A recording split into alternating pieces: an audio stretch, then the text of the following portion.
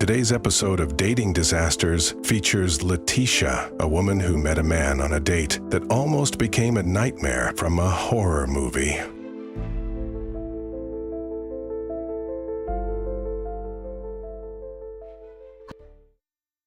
Hi, my name is Latisha. I am 38 years old. I'm from Denver, Colorado, and I'm going to tell you about my terrifying dating experience in hopes that it'll help you guys stay safe. It was about a year or so ago. I met this guy on a dating site. We talked for a couple weeks. He seemed nice and charming, and he seemed like a great guy. And so after about 3-4 weeks, he decided to ask me out on a date. Well, there was this new hot little bar/restaurant downtown that we decided to go to. And I was really excited because everybody had been talking about it. It was supposed to be this great place. So to my surprise, he actually showed up on time and was dressed amazing. Walked over and gave me a big old huge hug like he'd known me forever. So it started off really great. We sat down at the bar and we had a drink while we were waiting for dinner. And then at dinner, he was sweet, funny, charming. And then all of a sudden, he switched up and wasn't anymore. It didn't help that he started drinking drink after drink after drink after drink after drink. I would start telling a sentence, or telling a story about me, and then he would cut me off mid-sentence and make it all about him. He kept doing that over and over and over. So I started getting annoyed, and I told him that I would be right back. I needed to go to the bathroom. I needed to get myself together. So I went to the bathroom, and when I came back, I had left my phone on the table, and he's staring at it hard and intense.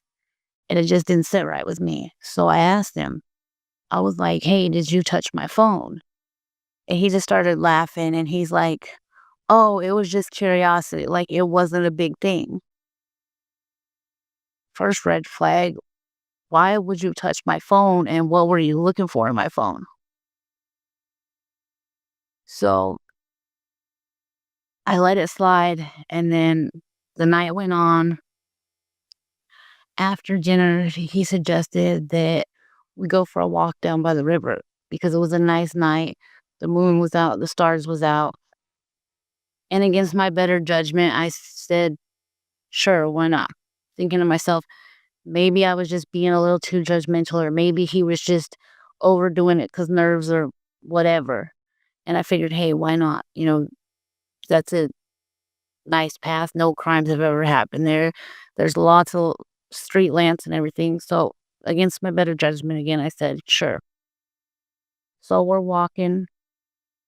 And then almost instantly, he pulls out his phone and says, hey, you should let me track you in case you get lost. What? Hold the phone. Red flag number 2.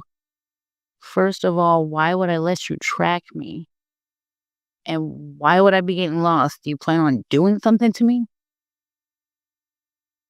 So I just said no and smiled. And about that time, I suggested maybe we should turn around and go back. And he said, well, let's go through this alley. And I said, no, I don't think that's a good idea. And right about then, he grabbed my wrist really hard and just gave me this evil smile and was like, just trust me. And about that time, every bone in my body said run. So I yanked free and I ran as fast as I could without looking back. And as I'm running, I could hear this evil laugh and him just screaming my name. I didn't dare turn around and stop to look. I just kept running and running so fast that I didn't even realize I was close to the main street. I ended up bursting out running into the middle of the street. Almost got hit by a taxi. The guy leaned out the window yelling, hey, are you okay? And I said, "No," and he can see how frazzled I was. He said, "Jump in," and so I jumped in, and I said, "Go," and I gave him my address, and I always remember as I looked out out the rear view window, I could see him standing in the middle of the street, and he's just hollering my name. "I love you, I love you." And as we're driving to my house, I tell the taxi driver about what had just happened, and so he insisted on walking me to my door, make sure everything was all right. And I watched him leave and close my gate. Well, then I locked my door and jumped in the shower and got ready for bed for the next day. And then it dawned on me. He pinged my last location, so he has my address. So right away, I pick up the phone and I call the police to let them know what had happened. And they said there's nothing that they can do. So I made sure all my windows were locked, my doors were locked, and I went to lay down and sometime ended up falling asleep. So the next day I got up and got ready for work and was heading out of my house to leave for work. And then all of a sudden I stopped dead in my tracks because I see that my gate is wide open, which I knew it wasn't when I went to sleep. So that prompted me to start looking around, and outside my bedroom window, I have a garden. And as I was looking around, I noticed that there's 2 fresh footprints because my sprinkler system goes off every day. So there's fresh footprints facing my bedroom window, like someone was staring in my bedroom window. So automatically I ran inside, called off work, called the police, filed a police report, got a restraining order, and then I called the security system place and had them come install security cameras and everything. I have to say it took months of me checking the cameras every day and the cops patrolling the neighborhood before I even started feeling safe or even feel like I could even think about being safe.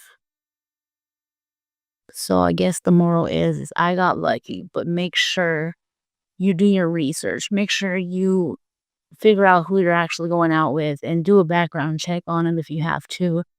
And just be sure because the they ain't always what they seem. He seemed like a nice, decent guy, and come to find out, he already had like 2 charges of stalking on his record from before that I didn't know nothing about. I got away lucky, but not everybody does. So just make sure you check who you're going out with and know who you're talking to and know what they're about. Thankfully, Latisha avoided what could have been a real horror nightmare. Stay safe, daters, and always research your dates.